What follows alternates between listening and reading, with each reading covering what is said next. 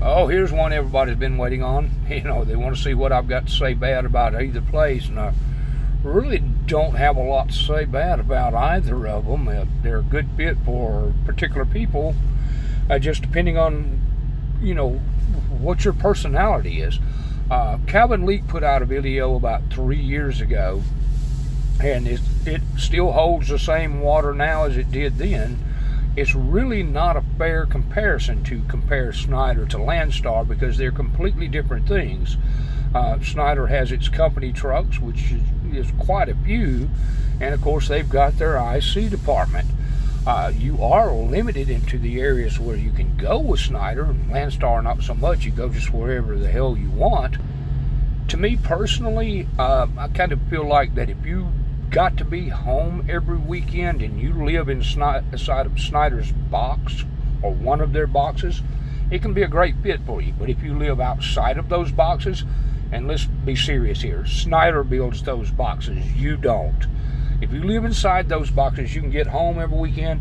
If you live outside of those boxes, you might as well plan on spending at least 2 weeks out, and you're gonna lose a little money trying to go home. I know I could never get home with Sncheider for more than $1.05 a mile. And there's a lot of freight that comes in and out of my area. Sncheider has 2 accounts where I live at. As an IC driver, I was only allowed to pick up at one of them. They had 2 inbound loads and 2 outbound loads every week, and they were heavy loads, 42,000 plus sometimes. Now the other account, light loads, I won't tell you the name of the company because it'd give it away where I live, and I'm not about to do that, never grossed more than 15,000 pounds. Those were picked up by company drivers. So, you know, you're competing with company drivers whether anybody likes to tell you or not. Well, you're not actually competing with them. You just don't see the loads because Sncheider won't show them to you. And here at Landstar, I mean, if you want to go out and be home every weekend, you can. It's going to take some time to develop your lane, though. And that's the biggest mistake I've seen happen with Sncheider drivers, Sncheider IC drivers that come over to Landstar. They think they're going to come in on day one and build a lane within 2 weeks, and they're going to start being home every weekend, and they're going to be making $4,000 or $5,000 a week, and that's simply not going to happen. You can, but you have got to get those lanes and those relationships with those brokers built before that happens, and that takes time. You don't come over here as the new guy and suddenly become Top Gun. It's just not going to happen with any company. I don't care who you drive for. You don't come in as number one on day one. So that said, Landstar can be a good fit for somebody that wants to be home for every weekend, just like Sncheider can. But you have to develop your lanes, and that takes time. Overall, personally, I prefer Landstar to Sncheider because, as I said, I didn't live inside of Sncheider's box. Now, I see a lot of YouTubers that post some amazing numbers and everything, and I'll get into that in another video, that live inside the box, and that box being the Midwest. Well, if you can go right down the street and pick up a load and deliver a load right down the street from your house and consistently do that every week, you know, just week after week after week, yes, you're going to make good money. But if you live somewhere like, Grants, New Mexico, you're going to take it in the shorts every time you try to go home or every time you try to leave the house. And that's the bottom line. And no Sncheider driver can tell you that, yes, you can make $4,000 or $5,000 a week living in Grants, New Mexico. It would be a flat-out lie, and I'd call them on it. Because, I mean, yes, you can make good money at Sncheider. You have to hustle. You have to be on that board. You have to snag those loads. And if you miss that good-paying load, well, what's left, that's crumbs. Let's face it, they have a lot of crumbs over there. Landstar has a very diverse and a very large load board. One of the biggest mistakes that I've witnessed for Sncheider IC or SFI IC drivers coming over from Sncheider to Landstar is they've got the hustle mentality. I got to jump now, get on this load now. And that that mentality may work for some people, but it doesn't work all that well over here at Landstar. I mean, you need to kind of slow your roll a little bit, get a better grasp of the board, and a lot of times it will pay you to sit a day or two. Like, I've got an upcoming load that I will deliver. I'm not going to mention the delivery dates or anything like that, but I will take a reset before I deliver that load. I will deliver that load and I will come right back out to the truck stop and get another reset. That was on me. That's the way I booked that load because, well, that's the timing of the load. Now, I might find something a little short to run in that day or two I'm sitting and not take the second reset, but the load coming out of there paid enough for me to sit for 2 days. I mean, I'm going to hold a $700 a day average on that load, on that particular load, and that's good enough for me. You know, even though I sat 2 days, I still hold a $700 a day average, and that's important. You can't be hustle, hustle, hustle all the time. You've got to be smart about booking your loads. Just to kind of give you a little background here, I spoke with Snorlord. It's been about probably been about a year ago when I was thinking about going ahead and leaving Sncheider, and asked him if he knew any people with an SFI truck over here at Landstar, and he said he did, but a lot of them were struggling.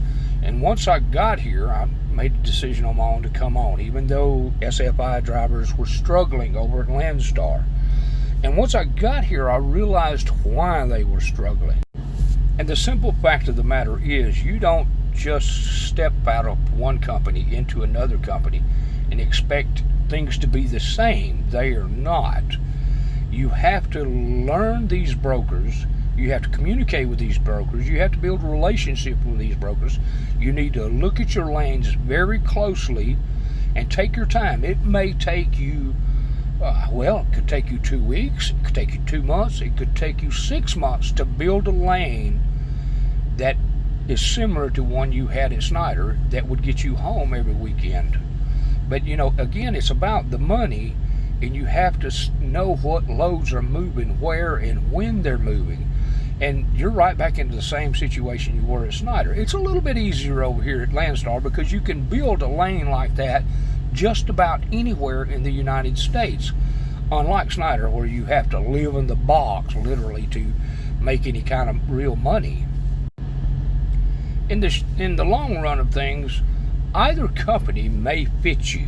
I mean, if you're perfectly happy at Sncheider, you're making the money you want to make, by all means, stay there.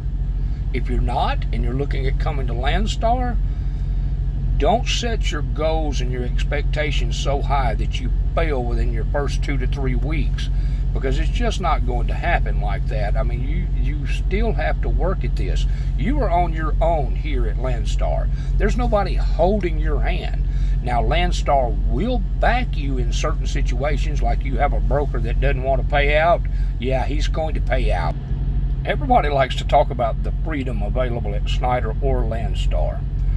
Well, I can tell you from experience with both of them, I have more freedom over here at Landstar than I ever did at Sncheider. I don't have anybody watching my truck to see if I got too fast, or I took a turn too fast, or I hit a pothole coming into a driveway and it triggered a critical event. There's none of that going on over here at Landstar. We're all adults. We're all owner-operators. We're capable of running our business. We don't need somebody to tell us how to run our business. Well, Landstar doesn't have a single truck. They just have owner-operators that lease onto them. So they're not worried about your insurance going up. But on a safety standard, their safety standards are just as high and just as strict as Sncheider's. They don't, you know, you get a huge speeding ticket or you have an accident or something like that, you may be gone over here just as quick as you were at Sncheider. But there's nobody watching you every minute of every day calling you, well, why did you have a critical event here, or a rollover event there, or a sudden stop, or whatever. That just doesn't happen here. And I was really tired of that Sncheider, because I've got one of the newer trucks. You hit a bump coming in a driveway, critical event. And you'd have to call in and let them know about it. Who the hell wants to do that? In the 6 months I've been here, I think I've gotten maybe 4 or 5 messages on my Qualcomm.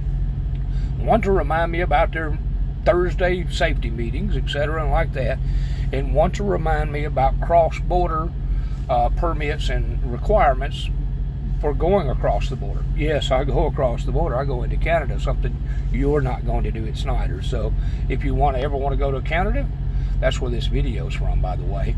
That's on 10 Mile Hill. You've probably seen it on the Discovery Channel. Usually it's covered in about 2 or 3 feet of snow when they show it, and there's a wrecker involved. But there's not a lot to say negative about either. It's all about your personality and what you want to do.